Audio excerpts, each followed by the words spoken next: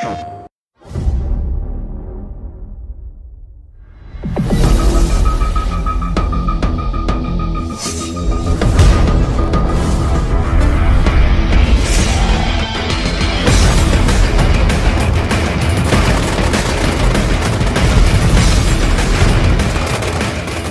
soon as I first started the project, and they were running 256 players on a console, I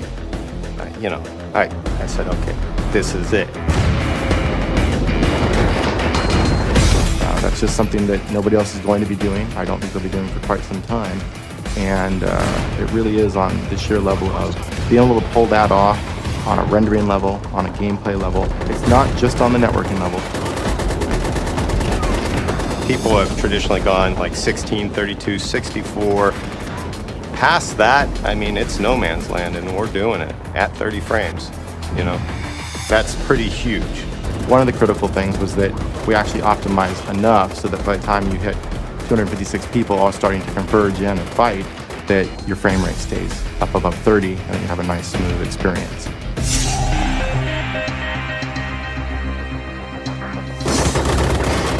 What we wanted to do was make a game where you would be aware that there are that many players on the field, but that we would keep the gameplay manageable, that the events and the battles would be forgiving, that they wouldn't be so large that no one has a chance to excel, no one has a chance to win. It's involved a lot of new learning experiences for us. We can't look out at other games and say, well, what did they do? We've had to set up a lot of our own practices for setting up levels and features and things like that. A lot of the things that we look to kind of in the conventions of a first-person shooter are still there and are still applicable to M.A.G. But there's a whole new litany of challenges that we've had to face. We definitely knew that people still have to feel empowered. Nobody wants to feel lost in a 256-player battle.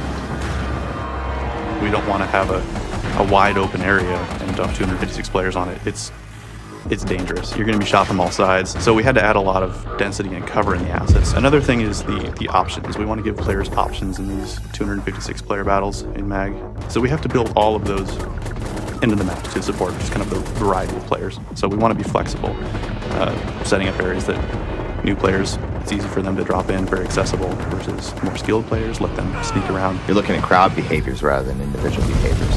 But at the same time, we wanted to make sure that we are thinking about every individual set of boots on the ground so that you as an individual can have a big influence in the battle.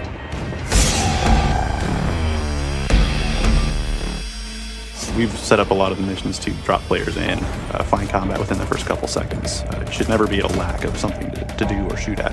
What aren't you going to see in the game is the question. Big old mortar strikes, grenades going off, flashbangs, air strikes, you name it, it's probably in there. In other first-person shooters, you might see big events like helicopters going down or explosions or buildings on fire.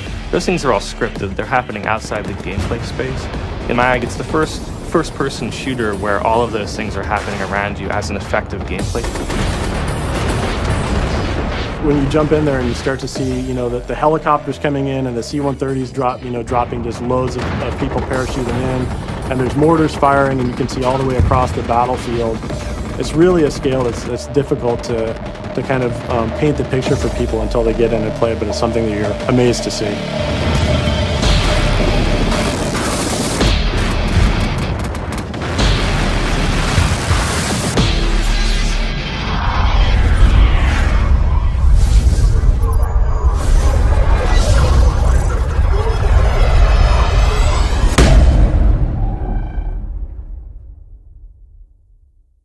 PlayStation